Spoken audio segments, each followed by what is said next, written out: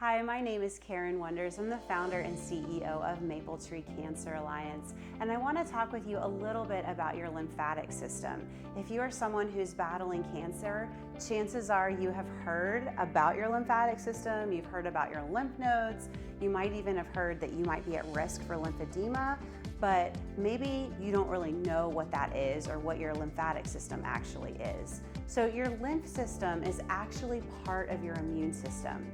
It is essentially a superhighway in your body. It's a network of lymph nodes and of ducts and vessels and organs, and they all work together to carry your lymphatic fluid through the tissues into your blood. So what it does is it's filtering out the toxins in your body.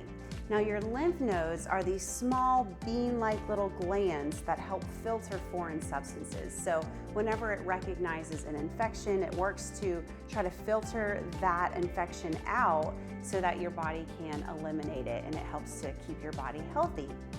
You have lymph nodes in your neck, in your axillary region, in your abdomen, and in your groin, in your inguinal area.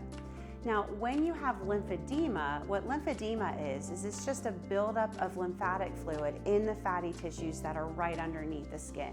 So more often than not, you see this in the arms or in the legs, but it can also happen in your face, in your neck, in your trunk, and in your abdomen.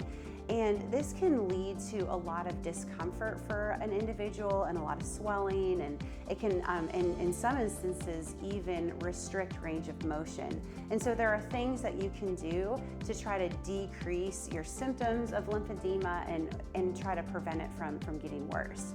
So in particular, if you have cancer, you are at a greater risk of developing lymphedema. And this is for a variety of different reasons. For one thing, surgery can increase your risk, especially if you've had surgery where your lymph nodes have been removed.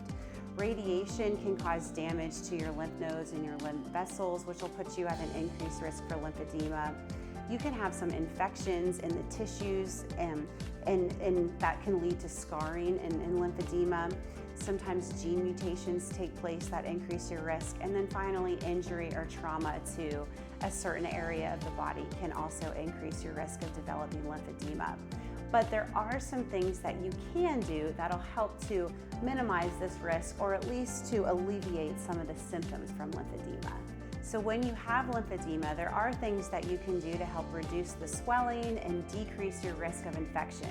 So one of the things that you can do is to avoid overusing your affected area. Another thing you should do is to monitor your body closely for changes in size and shape and skin color, particularly as it relates from one side of your body to the next. So if my right side is starting to increase in size as compared to my left side, what I would want to do is communicate that to my doctor and just make sure that my physician is aware of that. When you do have lymphedema, you are at an increased risk for infection. So it's very, very important that you take steps to keep your skin clean and dry, and also use a good moisturizer to avoid cracks in your skin, because that will increase your risk for developing an infection. Also, you want to make sure that if you are using a compression garment, that this compression garment fits well and that you're wearing it properly. And finally, exercise actually can help you to move your lymph fluid through your body and help you to eliminate toxins. So be sure to like and subscribe our Maple Tree Cancer Alliance YouTube channel. We have a variety of exercises that you can try to move the lymphatic fluid throughout your body, and also check out our membership site.